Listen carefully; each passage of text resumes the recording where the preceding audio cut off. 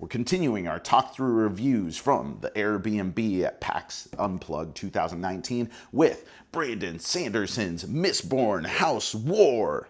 Let's check it out. This is a game of political intrigue set in a fictional universe in which you are represented by a house that has its own asymmetric income, mainly just different resources of different colors and cards that you're going to gain on every turn. Those resources are important because you are a house vying for political power, right? And there are problems that are happening in the kingdom, and if you solve those problems, then you get favor with the monarchy. But if bad things happen by those problems continuing to exacerbate and eventually explode, then you may get some sort of dishonor out of that, which is negative points at the end of the game. The thing is that you probably don't produce enough resources in order to take care of the problems on your own. You're going to declare one that players are going to attempt to solve by negotiating contributions. So you can do any sort of thing. You could say, all right, if you give me that in order to pay for this, then we can make sure that you get 2 of the 6 points, or I'll play a card that's going to benefit you. You can extort people, you can bribe them, you can do fair, even, nice player splits.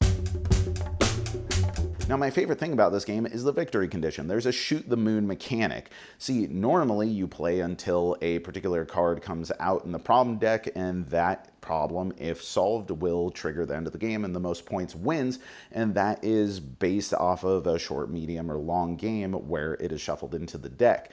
That's all well and good, but there's an unrest tracker that if it reaches the end, then also the game ends, but the player with the least points wins. So it creates a tone and tension around the table where you're looking out for players that may actually be trying to sabotage the success of the kingdom and force a degree of collaboration among all other players. The second thing that I really like is the amount of control that you have over the problems. They're by far the most interesting thing, and they're the central mechanic of the game. On your turn, you have to move all them forward and reveal a new problem, and they're in these columns that if they move past the 4th column, then they erupt. But you don't have to move them in any particular order, and if there is no room in the next column to move to, you skip ahead. And how you move them can have a great effect on how many problems are going to erupt in a turn and which ones in which order. The last thing that I really love is the very straightforward asymmetric powers. There's no text or anything on the different houses, but the different production that you have is going to have a huge impact on how you can contribute to the different problems, and it's going to be the main driving force of why other players are going to want you to help them in the game. They know if they don't produce green and you produce green, then you may very well be their only chance at success in one way or another. And some houses produce less resources altogether, but they may get wild resources or more cards, which lets them be a little bit more tricky in how they handle the game.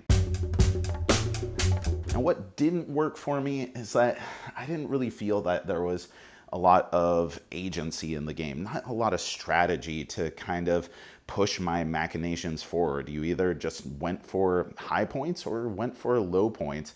And that brings me to the second thing, is that it's a very obvious move when you are trying to go for the lowest points. And yeah, there are heel turns, but for a game that's all about political intrigue, you can't really be all that deceptive. And the last thing that wasn't necessarily a bad thing, but kind of felt weird, is that you don't necessarily have a good handle on what the true value of a resource and its contribution is. I mean, is 2 resources towards a particular problem worth 3 of the 7 points that it rewards? Or is it worth 4 or only 2? And sometimes that's situational based off of the board state, which can be cool, and I guess that's just the shadowy hand of the free market.